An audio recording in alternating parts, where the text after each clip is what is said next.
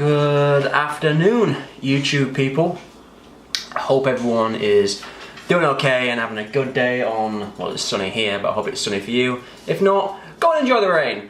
But today, I just want to do a video on driving in Canada and what the difference is driving in Canada between here and the UK and just North America in total. So the first time I ever drove, I am low on calories, sweaty from the gym, I apologise. So the first time I ever drove in North America was when me and Jazz, back in February this year, went to Florida.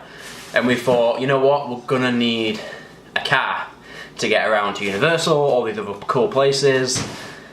So we rented a car. We got to Orlando Airport, went to go and hire a car, but the problem was I'd sent away my UK license, so when you want to trade up for a Canadian one, you can't keep both. Little sidetrack on the story, you can't keep both. So I had to give the Canadian government my license for them to keep, and then I would get a Canadian license, a 4G, so that I can use and drive in Canada and North America, wherever. So when we got to the airport in Orlando, there was an issue because I only had the paper version of my UK license, what was sent over by my mum. So a bit of an issue, but anyways, we got in the car, and bearing in mind, if you're from the UK, you know that majority of us use stick, so that means gears 1 to 5 and reverse. You got a gear stick in the middle. In North America, that's not the norm. More of the norm is drive automatic. So it was my first time driving an automatic car. Got straight out of Orlando Airport onto the highway, and I was like, Jazz, I think the car's broke. I was revving the shit out of it. It was like a busy afternoon, people behind me, angry fucking Americans, honking the shit out of me, and I had to pull over. I think the car's broke. They had a manual option in the car. I'd switched over to manual, so I was revving the shit out of the car. I should have gone to automatic. That being said, when I first got into the car, I was pretty scared because I'd never drove on this side of the road before. I'd never had the steering wheel on the left hand side before, always on the right. That's the difference in the UK. We drive on the right hand side.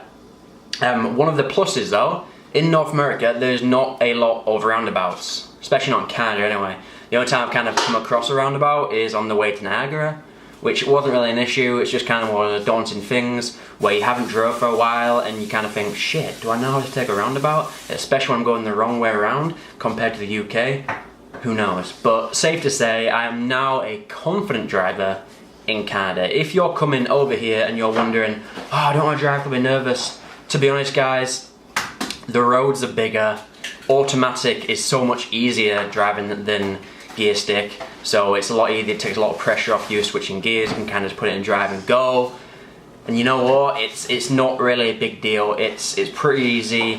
You can drive pretty easy over here. Just get your license, swap it over, get a Canadian one, and you're good to go. And that's it.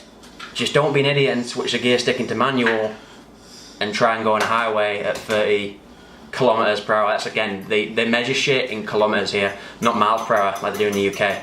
So if you're trying to convert, I think 100 kilometers is 60 miles per hour, something like that. But yeah, that's basically the differences between how I found driving in Canada is to the UK.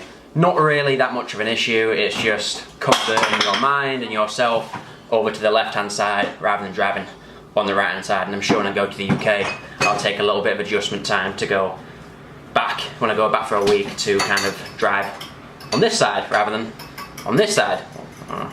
But yeah, have a good day guys. Hope you enjoyed this one. See you in the next one and keep it Gucci.